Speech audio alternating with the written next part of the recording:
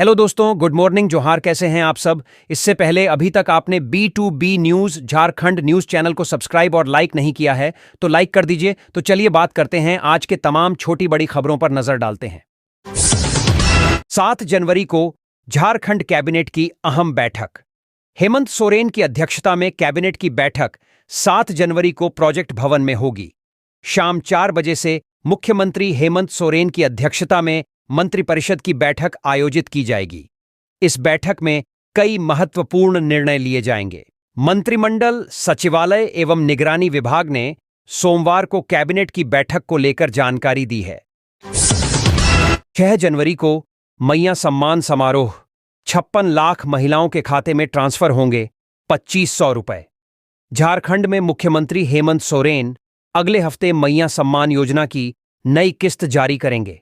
इस योजना से राज्य की करीब 56 लाख महिलाओं को फायदा होगा। सरकार की ओर से इस योजना के जरिए हर महिला के खाते में सीधे 2500 रुपए ट्रांसफर किए जाएंगे। मुख्यमंत्री मैया सम्मान समारोह 6 जनवरी को नामकुम के खोजा टोली मैदान में होगा। मुख्यमंत्री हेमंत सोरेन दोपहर 1 बजे समारोह की शुरुआत करेंगे। इस समारोह में राज्य भर से करीब 3 लाख महिलाओं के जुटने की उम्मीद है। पहले यह समारोह 28 दिसंबर को होने वाला था, लेकिन पूर्व प्रधानमंत्री मनमोहन सिंह के निधन के बाद राज्य में 7 दिन के राजकीय शोक के कारण इसे स्थगित कर दिया गया था। हालांकि 26 से 27 दिसंबर को टेस्ट के तौर पर हर जिले की 100 से 200 महिलाओं के खाते में पैसे ट्रांसफर हुए थे।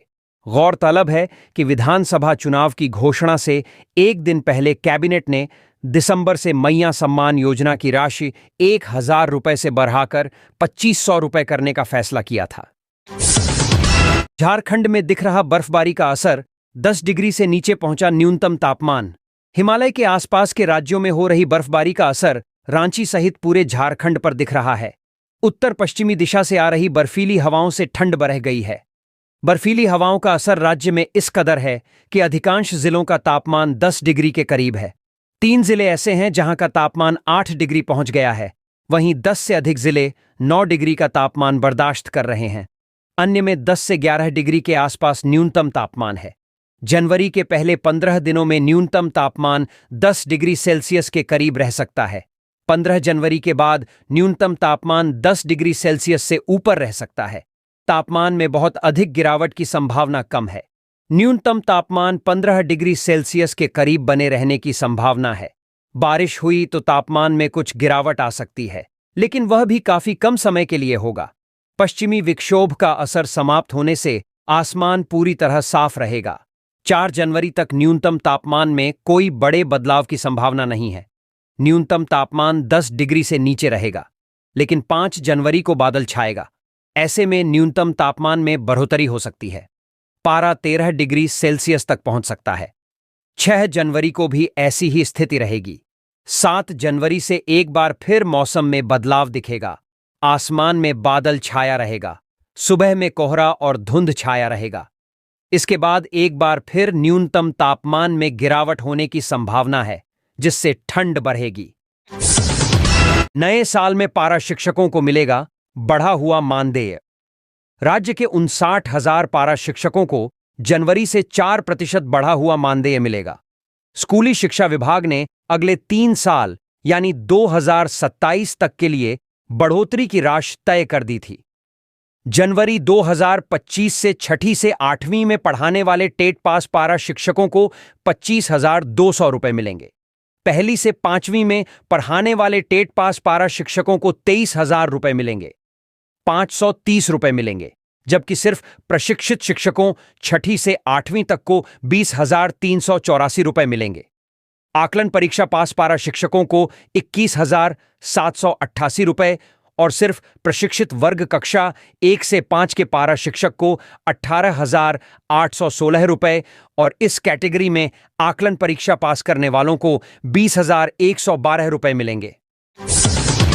लातेहार में भीषण सड़क हादसा। बाइक सवार 3 युवकों की दर्दनाक मौत। लातेहार जिले के मनिका थाना क्षेत्र अंतर्गत डिग्री कॉलेज के पास बुधवार को भीषण सड़क हादसा हुआ। यहां एक बाइक और बोलेरो में जोरदार टक्कर हो गई, जिसमें 3 युवकों की मौत हो गई। बताया जा रहा है कि डिग्री कॉलेज के पास एक बाइक पर सवार होकर 3 युवक आ रहे थे। वहीं सामने से एक तेज रफ्तार बोलेरो भी आ रही थी। इसी दौरान दोनों में टक्कर हो गई, जिसके बाद बाइक पर सवार तीनों युवकों की मौत घटनास्थल पर ही हो गई। हालांकि घटना की सूचना मिलने के बाद पुलिस की टीम तत्काल घटनास्थल पर पहुंची और एम्बुलेंस के माध्यम से युवकों को अस्पताल पहुंचाई, जहां चिकित्सकों ने उन्हें मृत घोषित कर दिया। दुर्घटना इतनी भीषण थी कि युवकों के पैकेट में रखा हुआ मोबाइल भी चकनाचूर हो गया। इस कारण उनकी पहचान करने में कठिनाई हो रही है। पुलिस अधिकारी रविंद्र महली ने बताया कि पुलिस युवकों की पहचान करने का प्रयास कर रही है। दुर्घटना में जिन युवकों की मौत हुई है, उनमें से किसी ने भी हेलमेट नहीं पहना था। हेलमेट नहीं पहने रहने के कारण ही उनके सिर में गंभीर चोट आई और उनकी घटनास्थल पर ही मौत हो गई। झारखंड में 9 आईपीएस अफसरों को मिला प्रमोशन। नए साल में डीजीपी ने लगाया बैच। राज्य सरकार ने मंगलवार को 9 आईपीएस में से 3 को आईजी रैंक जबकि 6 को डीआईजी रैंक में प्रमोशन दिया था। रांची के डीआईजी अनूप बिरथरे को आईजी रैंक में प्रोन्नति के बाद झारखंड एसटीएफ में आईजी बनाया गया है। वहीं हजारीबाग के डीआईजी सुनील भास्कर को पलामू आईजी के पद पर पदस्थापित किया गया है। प्रोन्नति के बाद जैप के डीआईजी पटेल मयूर कन्हैया लाल को आईजी मानवाधिकार के पद पर पदस्थापित किया गया है। वहीं राज्य सरकार के द्वारा डीआईजी रैंक में 6 अधिकारियों को प्रोन्नति दी गई है। देवघर के एसपी अजीत पीटर डुंगडुंग को डीआईजी रैंक में प्रोन्नति मिली है, लेकिन उनकी तैनाती तक देवघर एसपी के पद को डीआईजी रैंक में उत्क्रमित किया गया है। रांची एसएसपी चंदन कुमार सिन्हा भी डीआईजी रैंक में प्रोन्नत हुए हैं। उनकी प्रोन्नति के बाद रांची एसएसपी के पद को उत्क्रमित किया गया है।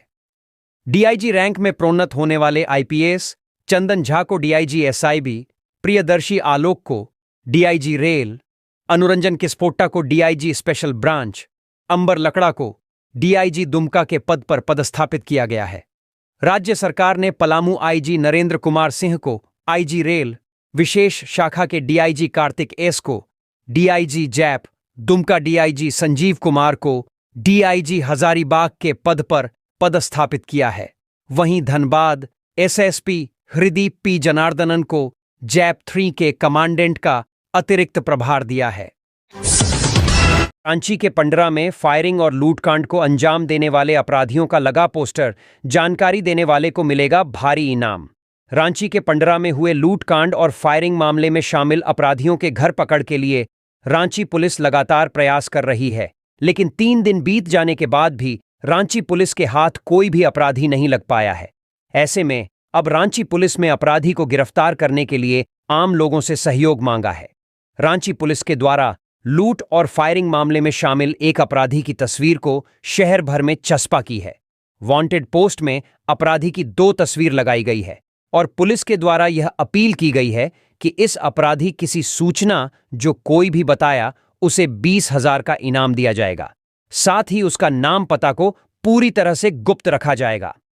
लूट और फायरिंग की वारदात की तफ्तीश कर रही एसआईटी की टीम को यह जानकारी मिली है कि पिछले सप्ताह रांची के रातू इलाके में 14 लाख रुपए की लूट और सोमवार को हुए 13 लाख की लूट को एक गैंग के द्वारा अंजाम दिया गया था। टीम को यह भी जानकारी मिली है कि दोनों घटनाओं को अंजाम देने वाले अपराधी पंडरा इलाके में ही किराए के मकान में रह रहे थे। पुलिस की टीम जिस घर में अपराधी ठिकाना बनाए हुए थे वहां भी पहुंच चुकी है। उसे घर से भी पुलिस को कई तरह के सुराग हासिल हुए हैं। पुलिस को देख भागा युवक, कुएं में गिरने से हुई मौत। धनबाद शहर के धनसार थाना क्षेत्र अंतर्गत मनई टांड छठ तालाब के पास बुधवार की रात एक युवक की कुएं में गिरने से मौत हो गई। दरअसल पुलिस की पेट्रोलिंग वाहन के डर से 5 से 6 युवक भाग रहे थे, जिसके बाद यह हादसा हुआ है। बताया जा रहा है कि गांधीनगर सब्जी बागान के रहने वाले रितेश रवानी अपने कुछ दोस्तों के साथ मनाईटैंड छठ तालाब के पास बैठकर शराब पी रहे थे। तभी पुलिस की पेट्रोलिंग वाहन को देख 5 युवक भागने लगे। भागने के दौरान रितेश रवानी कुएं में गिर गया। स्थानीय लोगों की मदद से पुलिस ने युवक को बाहर निकाला और धनबाद के एक निजी नर्सिंग होम ले जाया गया, जहां से बेहतर इलाज के लिए शहीद निर्मल महातो मेडिकल कॉलेज एंड हॉस्पिटल लाया गया। यहां चिकित्सकों ने रितेश रवानी को मृत घोषित कर दिया। जानकारी के अनुसार रितेश रवानी के पिता गोपाल रवानी पेशे से दिहाड़ी मजदूर है। रितेश अपने पिता और बहन के साथ गांधीनगर में किराए के मकान पर रहते थे। रितेश रवानी घर के इकलौते बेटे थे। जेपीआरए 2001 बनाम पेसा 1996 का मसला। झारखंड में जेपीआरए 2001 नहीं चलेगा तो क्या चलेगा? देश में झारखंड समेत 10 राज्य 5वीं अनुसूचित क्षेत्र वाले राज्य हैं और सभी 9 राज्यों में पेसा 1996 कानून की नियमावली को राज्य पंचायत राज्य एक्ट में समाहित किया गया है। तो झारखंड में यह कानून यदि पंचायत राज एक्ट में समाहित नहीं होगा तो कहां होगा? पेसा एक्ट स्वतः तो लागू होगा नहीं। केंद्र में तथा राज्यों में पेसा कानून का नोडल विभाग पंचायत राज विभाग है और हर राज्य में इसे इसी विभाग ने लागू किया है। संसद ने 1996 में कानून तो बना दिया लेकिन रूल्स नहीं बनाया। वनाधिकार कानून 2006 की खासियत रही कि कानून के साथ साथ 2008 और 2012 में रूल्स भी बनाया, लेकिन पेसा के मामले में यह काम केंद्र नहीं कर सकती थी, इसलिए यह राज्यों के जिम्मे आ गया। झारखंड में पेसा 1996 नियमावली को लागू करने के लिए मसौदा तैयार है और उम्मीद की जा रही है कि राज्य सरकार कभी भी इस नियमावली को लागू कर सकती है। कई लोगों की मान्यता है कि झारखंड पंचायत राज अधिनियम 2001 के तहत इस कानून का नियमावली लागू नहीं हो सकता है। पेसा केंद्रीय कानून है और 1996 में इसे लागू करते समय व्यवस्था बताई गई थी कि यदि 1 साल के भीतर इसे राज्यों ने नहीं लागू किया तो यह स्वतः लागू माना जाएगा। यह एक रूमानी ख्याल था। ज्यादातर राज्यों में 2-2.5 दशक बाद ही पेसा लागू हुए, वो भी राज्य के विभिन्न कानूनों में संशोधन के बाद। क्या वाकई झारखंड में पंचायत राज अधिनियम में अनुसूचित क्षेत्रों के लिए पेसा के तहत के प्रावधानियों की अनदेखी हुई है?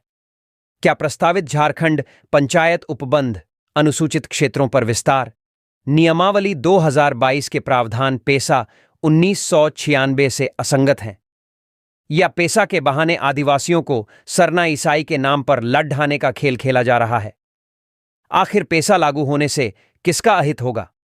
2 किश्तों के इस आलेख के पहले किश्त में पेसा 1996 के प्रावधानों के आलोक में झारखंड पंचायत राज अधिनियम की अनुसूचित क्षेत्रों में स्वशासन की स्थिति की समीक्षा की जाएगी। यहां आपको पेसा 1996 की धारा 4 के सभी प्रावधानों को समझने की कोशिश की गई है। पीआरएच कर राय देंगे तो अच्छा लगेगा। प्रतिक्रिया अपेक्षित है। छूट गई परीक्षा तो दोबारा नहीं दे पाएंगे। 10वीं और 12वीं एग्जाम के लिए सीबीएसई ने जारी किया ये निर्देश। सीबीएसई की 10वीं और 12वीं कक्षाओं की प्रैक्टिकल परीक्षा, इंटरनल असेसमेंट और प्रोजेक्ट असेसमेंट 1 जनवरी से शुरू हो गए हैं। हालांकि रांची के स्कूलों में शीतकालीन छुट्टियों के बाद प्रैक्टिकल परीक्षाएं आयोजित की जाएंगी। इस परीक्षा के संबंध में बोर्ड ने स्कूलों को कई दिशा निर्देश जारी किए हैं। स्कूलों को अपनी सुविधा और परीक्षक की उपलब्धता के अनुसार परीक्षा आयोजित करने का निर्देश दिया गया है। साथ ही यह भी स्पष्ट किया गया है कि जिस तारीख को किसी छात्र की परीक्षा निर्धारित है, उसे उसी दिन परीक्षा देनी होगी। यदि कोई छात्र परीक्षा में शामिल नहीं हो पाता तो उसकी परीक्षा फिर से नहीं कराई जाएगी। बोर्ड ने यह भी कहा कि यदि किसी छात्र को डेटाशीट से संबंधित कोई समस्या है तो उसे इस मामले में स्कूल से संपर्क करना होगा। प्रैक्टिकल परीक्षा के दौरान सभी छात्रों को सीबीएसई द्वारा जारी दिशा निर्देशों का पालन करना अनिवार्य होगा। इसके अतिरिक्त बोर्ड ने पहले ही स्पष्ट कर दिया है कि 10वीं कक्षा के लिए कोई बाह्य परीक्षक नियुक्त नहीं किए जाएंगे और प्रैक्टिकल परीक्षा के लिए बोर्ड द्वारा उत्तर पुस्तिकाएं भी नहीं भेजी जाएंगी। वहीं 12वीं के लिए बाह्य परीक्षक भेजे जाएंगे। 14 फरवरी तक परीक्षा, इंटरनल असेसमेंट और प्रोजेक्ट असेसमेंट के अंक स्कूलों द्वारा सीबीएसई की वेबसाइट पर अपलोड किए जाएंगे। इसके बाद 15 फरवरी से थ्योरी परीक्षा शुरू होगी। बोर्ड ने आंतरिक और बाह्य परीक्षकों को यह सुनिश्चित करने के लिए कहा है कि अंक सही तरीके से अपलोड किए जाएं और उन्हें अधिकतम अंक का ध्यान रखना होगा। रांची के कुछ स्कूलों ने अपनी प्रैक्टिकल परीक्षा की तिथियां निर्धारित कर ली हैं। डीपीएस रांची में 7 जनवरी से, जेवीएम श्यामली में 9 जनवरी से, कैरली स्कूल धुरवा में 15 जनवरी से, SRDAV पुंदाग में 15 जनवरी से, फिरायालाल पब्लिक स्कूल में 10 जनवरी से, DAV कपिलदेव में 15 जनवरी से और DAV बरियातू में 10 जनवरी के बाद प्रैक्टिकल परीक्षाएं शुरू होंगी। राज्य को नए साल में मिलेगा 4000 मेगावाट का सुपर थर्मल पावर प्लांट, केंद्र का रहा है योगदान। नए साल 2025 में झारखंड को 4000 मेगावाट का सुपर थर्मल पावर प्लांट मिलेगा। झारखंड बिजली के क्षेत्र में आत्मनिर्भर हो जाएगा। हालांकि 2024 में ही इस पावर प्लांट को शुरू किया जाना था। राज्य सरकार और NTPC के साथ हुए समझौते के अनुसार 85% बिजली राज्य सरकार को मिलेगी। केंद्र सरकार की ओर से कहा गया था कि जो भी सहयोग राज्य सरकार को चाहिए, केंद्र की ओर से मिलेगा। केंद्र ने यह भी कहा था कि पावर प्लांट को प्राथमिकता के आधार पर शुरू कराने का प्रयास राज्य सरकार करें। PM नरेंद्र मोदी ने 26 मई 2022 को पतरातू पावर प्लांट की ऑनलाइन समीक्षा की थी। इस दौरान PM मोदी को झारखंड के मुख्य सचिव ने बताया था कि वर्ष 2024 से पतरातू के निर्माणाधीन 4000 मेगावाट के थर्मल पावर प्लांट से बिजली उत्पादन होने लगेगा। अब 2025 में इससे बिजली उत्पादन होने लगेगा। वर्ष 2015 में झारखंड बिजली वितरण निगम लिमिटेड और NTPC के बीच ज्वाइंट वेंचर कंपनी पतरातू विद्युत उत्पादन निगम लिमिटेड PVUNL बनी। वर्ष 2016 में कंपनी को NTPC हवाले किया गया। इसके बाद इस वर्ष जनवरी में भेल को इसका कार्यादेश दिया गया। करार के अनुसार NTPC 74 व JBVUNL 26% की शेयरधारक है। JBVUNL पैसा नहीं लगाएगी। कंपनी जमीन, कोयला व पानी देगी। पैसा NTPC लगाएगी। NTPC बैंक से लोन लेकर पैसा लगाएगी और झारखंड सरकार का ऊर्जा विभाग इसकी मॉनिटरिंग करेगा। बेटी ने की बाप का हत्या, मामले की जांच कर रही है पुलिस। राज्य के सिमडेगा जिले से बड़ी खबर सामने आ रही है, जहां एक बेटी ने अपने पिता की हत्या कर दी है। यह घटना बुधवार की देर रात ठेठईटांगर थाना क्षेत्र के कोमेंजरा गांव की है। सूचना मिलते ही गुरुवार की सुबह पुलिस मौके पर पहुंची। शव को अपने कब्जे में लेकर पोस्टमार्टम के लिए भेज दिया है। हालांकि फिलहाल यह स्पष्ट नहीं हुआ कि हत्या किन कारणों से की गई है। 10 साल पुरानी रंजिश में युवक की गोली मारकर हत्या। जमशेदपुर के सोनारी थाना क्षेत्र में चलने वाले गैंगवार में एक युवक की अपराधियों ने गोली मारकर हत्या कर दी है। घटना कारमेल जूनियर स्कूल के पीछे के मैदान में घटी है। घटना के संबंध में मिली जानकारी के अनुसार मृतक सूरज प्रमाणिक उक्त मैदान में ऑटो लगाकर बैठा हुआ था। इसी बीच कुछ अपराधी आए और उस पर फायरिंग कर दी। अपराधियों को देख सूरज ने ऑटो छोड़कर वहां से भागने का प्रयास किया, लेकिन अपराधियों ने उसे दौड़ाकर पीछे से गोली मार दी, जिससे घटनास्थल पर ही सूरज की मौत हो गई। बता दें कि पुरानी रंजिश के कारण ही सूरज की गोली मारकर हत्या कर दी गई है। इस घटना के बाद पूरे क्षेत्र में दहशत का माहौल है। जहां घटना घटी है वहां पास में ही कई स्कूल्स भी हैं। बताया जा रहा है कि मृतक सूरज प्रामाणिक का भी पूर्व में आपराधिक रिकॉर्ड रहा है। वह सोनारी के पुरानी बस्ती ज्योतिमार्ग का रहने वाला था, लेकिन उसने 10 साल पहले ही सोनारी छोड़ दिया था। वहां चलने वाले गैंगवार के बाद उसने इलाका छोड़ दिया था और वह परसुडीह थाना क्षेत्र में रह रहा था। वह करीब 10 साल के बाद सोनारी आया था, जिसके बाद अपराधियों ने उस पर फायरिंग कर उसे मौत के घाट उतार दिया। नए साल पर 60 करोड़ की शराब गटक गए झारखंडवासी। सबसे ज्यादा रांची तो सबसे कम जामताड़ा में बिकी। नए साल के पहले दिन झारखंड खूब शराब की बिक्री हुई। 30 दिसंबर से 1 जनवरी तीनों दिन मिलाकर 60 करोड़ की शराब बेची गई। अभी आधिकारिक आंकड़े नहीं जारी किए गए हैं। विभाग के अनुमानित आंकड़े के मुताबिक 30 दिसंबर को 14 करोड़ 68 लाख और 31 दिसंबर को 27 करोड़ 52 लाख रुपए की शराब बिकी है। इसके बाद 1 जनवरी को 18 से 19 करोड़ रुपए की शराब बेचने का अनुमान है। बीते साल के रिकॉर्ड और इस साल के अब तक रिकॉर्ड बता रहे हैं कि पिछले साल 2023 में 31 दिसंबर को 24 करोड़ रुपए की शराब बिकी थी, जबकि इस बार 31 दिसंबर को लगभग 3.5 करोड़ रुपए से अधिक की शराब बिकी है। शराब बेचने में रांची जिला टॉप पर है। 31 दिसंबर को राज्य में सबसे अधिक शराब की बिक्री रांची में ही हुई है। यहां 5 करोड़ 10 लाख रुपए की शराब बिकी। अब तक रांची का एक दिन में अधिकतम शराब बिक्री का रिकॉर्ड 4 करोड़ 62 लाख रुपए था। 1 जनवरी को रांची में लगभग 3 करोड़ रुपए से अधिक की शराब बिकी। 30 जनवरी और 1 जनवरी को मिलाकर रांची में कुल 8 करोड़ रुपए से अधिक की शराब की बिक्री हुई।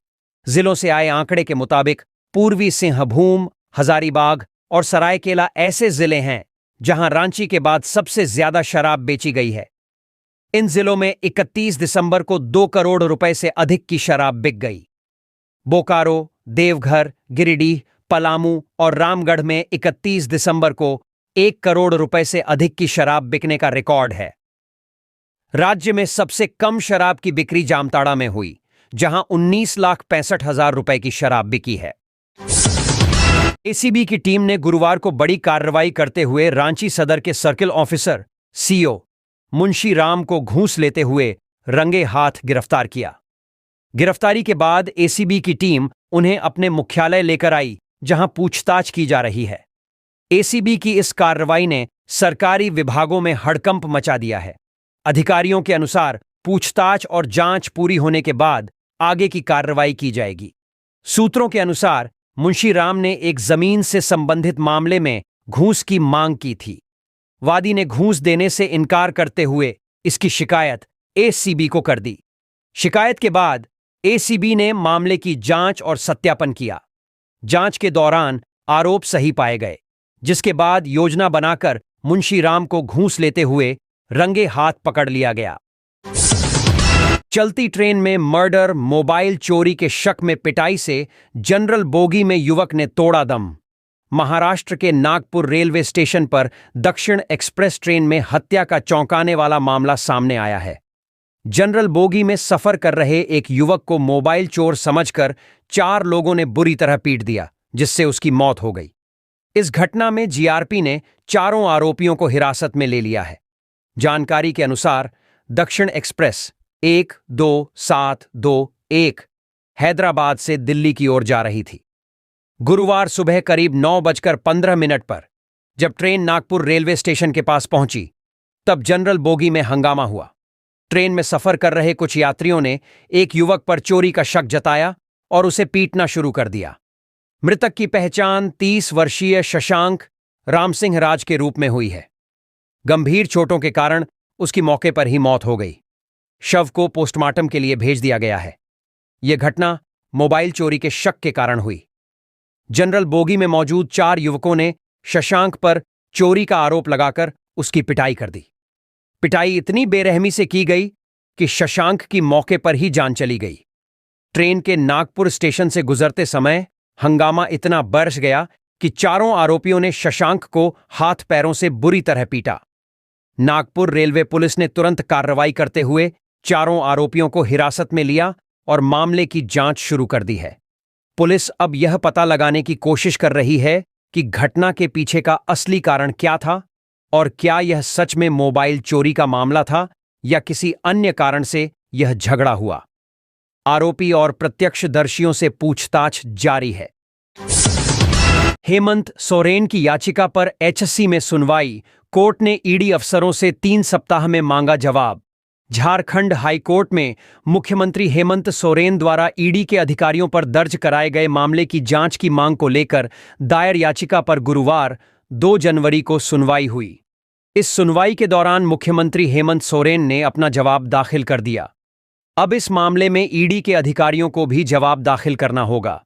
हाईकोर्ट ने अगली सुनवाई के लिए 3 हफ्ते बाद की तारीख निर्धारित की है। एससी थाने में दर्ज की गई थी प्राथमिकी।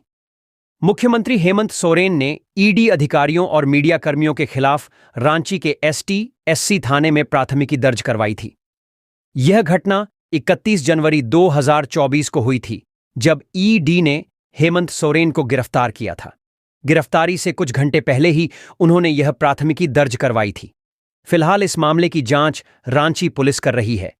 पुलिस ने सीआरपीसी 40(1)(a) के तहत ईडी के सहायक निदेशक कपिल राज, सहायक निदेशक देवव्रत झा, अनुपम कुमार और एक अन्य अधिकारी को नोटिस भेजा था। हालांकि हाईकोर्ट ने इस नोटिस पर रोक लगा दी थी। ईडी के अधिकारियों को फिलहाल हाईकोर्ट से राहत मिली हुई है। इस बीच ईडी ने हाईकोर्ट से अनुरोध किया है कि उनके खिलाफ दर्ज मामले की जांच किसी स्वतंत्र जांच एजेंसी से करवाई जाए। मैया सम्मान योजना कार्यक्रम को लेकर रांची डीसी की बैठक, अफसरों को दिए ये निर्देश। राज्य स्तरीय मैया सम्मान योजना कार्यक्रम के सफल आयोजन को लेकर आज उपायुक्त रांची मंजूनाथ भजंत्री की अध्यक्षता में पुलिस प्रशासनिक पदाधिकारियों के साथ बैठक आयोजित की गई। उपायुक्त मंजूनाथ भजंत्री ने सभी संबंधित पदाधिकारियों को उचित व आवश्यक दिशा निर्देश देते हुए कहा कि ससमय पूरी तैयारी सुनिश्चित करें। बैठक के दौरान उपायुक्त मंजूनाथ भजंत्री द्वारा कार्यक्रम स्थल पर पंडाल, मंच निर्माण, अतिथियों लाभुकों के लिए भोजन, पेयजल, सुरक्षा, पार्किंग आदि व्यवस्था की बारीकी से जानकारी ली। दूसरे जिलों से आने वाले लाभुकों के लिए चिन्हित स्थानों पर अधीनस्थ कर्मियों की प्रतिनियुक्ति कर भोजन, पेयजल आपूर्ति सुनिश्चित करने का निर्देश उपायुक्त द्वारा दिया गया। नगर निगम के संबंधित पदाधिकारी को उपायुक्त ने पर्याप्त संख्या में चलंत शौचालय की व्यवस्था एवं कार्यक्रम के दौरान और बाद में साफ सफाई सुनिश्चित करने के निर्देश दिए। उन्होंने कहा कि कार्यक्रम के दौरान साफ सफाई के लिए टीम की प्रतिनियुक्ति करें। राज्य सरकार की महत्वाकांक्षी मैया सम्मान योजना के राज्य स्तरीय कार्यक्रम की शुरुआत माननीय मुख्यमंत्री हेमंत सोरेन करेंगे। योजना के तहत राज्य की 56 लाख से अधिक महिलाओं के बैंक खाते में दिसंबर माह से बढ़ी हुई 2500 रुपये की सम्मान राशि ऑनलाइन ट्रांसफर की जाएगी। पहले यह समारोह 28 दिसंबर 2024 को होने वाला था, लेकिन देश के पूर्व प्रधानमंत्री मनमोहन सिंह के निधन के बाद राज्य में 7 दिनों के राजकीय शोक के कारण इसे स्थगित कर दिया गया था। 4 जनवरी से रांची में होने जा रही है 78वीं राष्ट्रीय स्कूल खेलों प्रतियोगिता, तैयारी पूरी। 4 जनवरी 2025 से शुरू हो रहे 68वें राष्ट्रीय स्कूल खेलों के आयोजन के सफल संचालन के लिए झारखंड शिक्षा परियोजना परिषद में गुरुवार को एक बैठक हुई। इस बैठक में राज्य शिक्षा परियोजना निदेशक शशि रंजन, राज्य कार्यक्रम पदाधिकारी धीर सेन सोरेंग और अन्य संबंधित पदाधिकारियों ने भाग लिया। बैठक में खेल आयोजन की सभी 17 समितियों के पदाधिकारियों को संबोधित करते हुए शशि रंजन ने कहा कि सफल आयोजन के लिए समितियों के सक्रिय सदस्यों को पुरस्कृत किया जाएगा। उन्होंने सुनिश्चित किया कि टीमों के आगमन, आवासन, पंजीकरण और स्वास्थ्य सुविधाओं में किसी प्रकार की कोताही न हो। बता दें कि विशेष रूप से बालिका खिलाड़ियों के लिए रहने की विशेष व्यवस्था की गई है। नामकुम स्थित झारखंड प्रौद्योगिकी विश्वविद्यालय झूठ और रातू स्थित झारखंड शैक्षिक अनुसंधान एवं प्रशिक्षण परिषद GCERT में बालिका खिलाड़ियों के लिए विशेष शरण स्थली बनाई गई है। इसके अलावा बालक खिलाड़ियों के लिए भी 24 घंटे मेडिकल टीम तैनात रहेगी। खेल आयोजनों के लिए कंट्रोल रूम सक्रिय कर दिया गया है ताकि किसी भी असुविधा के समय त्वरित समाधान किया जा सके। गुरुवार से विभिन्न राज्यों की टीमों का रांची आगमन शुरू हो चुका है, जिनमें कर्नाटका, तमिलनाडु, दिल्ली, महाराष्ट्र, राजस्थान, असम, आंध्र प्रदेश और पुडुचेरी शामिल हैं।